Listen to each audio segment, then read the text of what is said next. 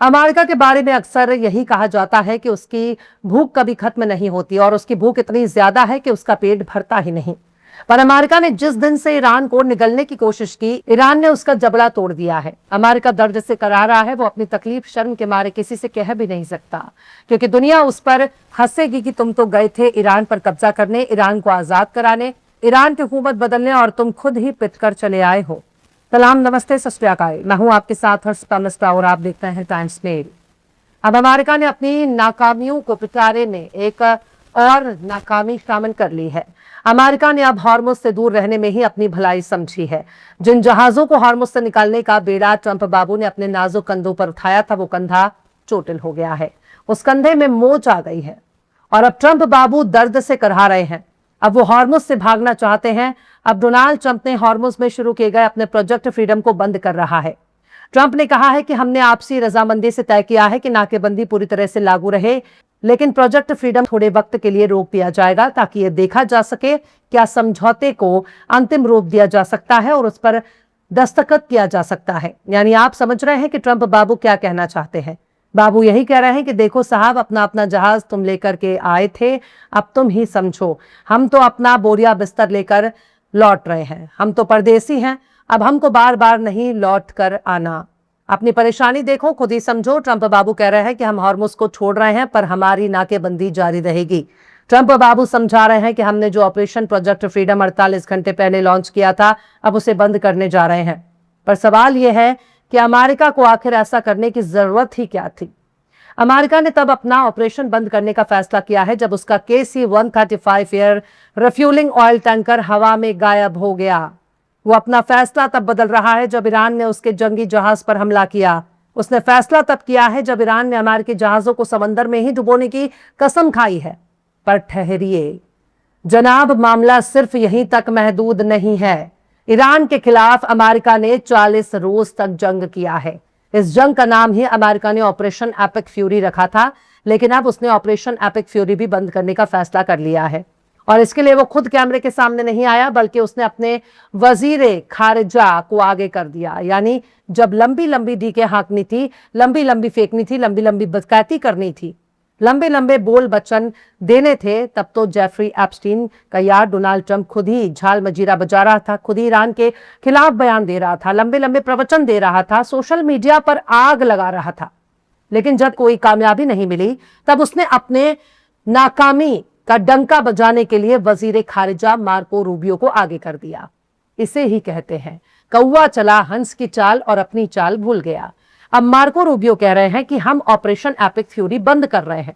Marco Rubio ने मंगल के रोज अपनी प्रेस कॉन्फ्रेंस में सहाफियों से कहा कि ऑपरेशन एपिक फ्यूरी खत्म हो गया है और अमेरिका ने ईरानी बंदरगाहों की नाकेबंदी को नाफिज करने के लिए दफाई कार्यवाही की तरफ अपना रुख मुंतकिल कर दिया है। रूबियो ने सहाफियों से कहा कि ऑपरेशन एपिक फ्यूरी खत्म हो गया, हमने इस ऑपरेशन के मकासद हासिल कर लिए। उन्होंने कहा कि ईरान के साथ जंग का जारहाना मरहला खत्म हो चुका है। अब इस बात पर गौर कीजिए कि मार्को रूबियो ईरान के खिलाफ जंग का मकसद हासिल करने का दावा कर रहे हैं। उनका मकसद क्या है? रूबियो ने यह नहीं बताया कि आखिर ईरान पर हमला करके उन्होंने कौन से मकसद को हासिल कर लिया है।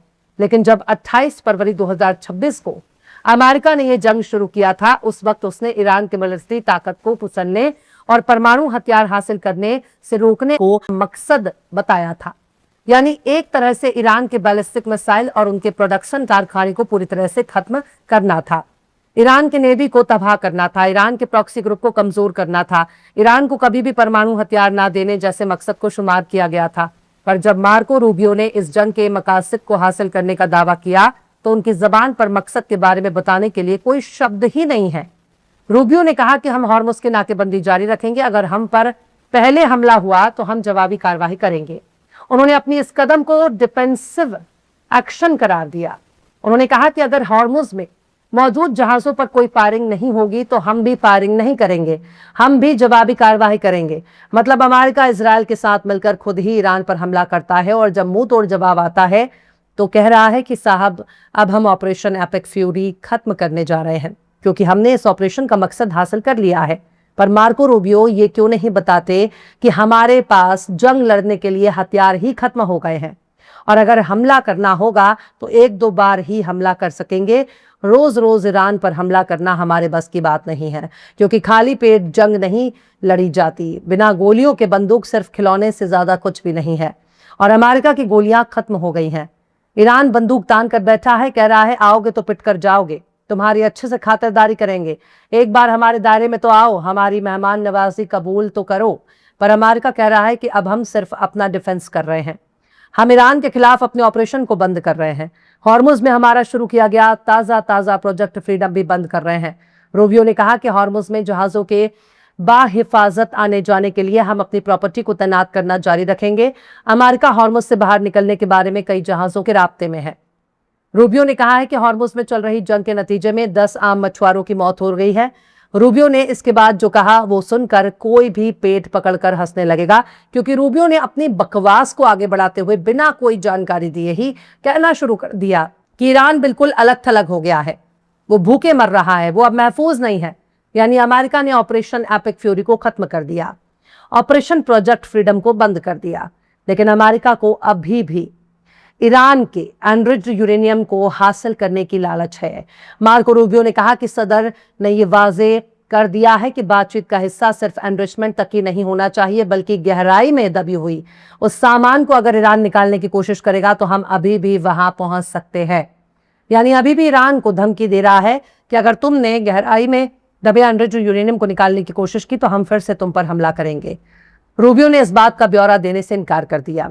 आखिर क्या डेवलपमेंट हुई है? मार्को रूबियो ने कहा कि असल समझौते को एक दिन में लिखकर तैयार करने की जरूरत नहीं होगी।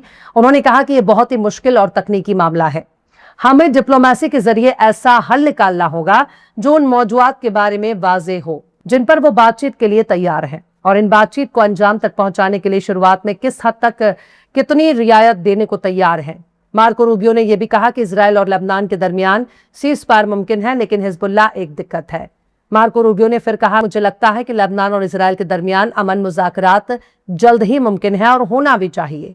उन्होंने कहा कि इजराइल और लेबनान के साथ परेशानी इजराइल या लेबनान नहीं बल्कि हिजबुल्लाह है। लेबनान की हुकूमत अमेरिका के जरिए इजराइल के साथ एक मुकम्मल समझौता चाहती है जिससे इजरायली हमलों का सिलसिला खत्म हो सके, लेकिन वो अमन मुज़ाकरात की बात खुलकर नहीं कर रही। इजराइल का कहना है कि किसी भी समझौते में हिजबुल्लाह को पूरी तरह से डिसआर्म्ड करना जरूरी है। मार्को रूबियो ने आखिर में यह भी कहा कि लेबनान में जो होना चाहिए, जो हर कोई देखना चाहता है, तो यह है कि लेबनान में एक ऐसी हुकूमत है जो हिजबुल्लाह का पीछा करके उसे खत्म करने की कुव्वत रखती है।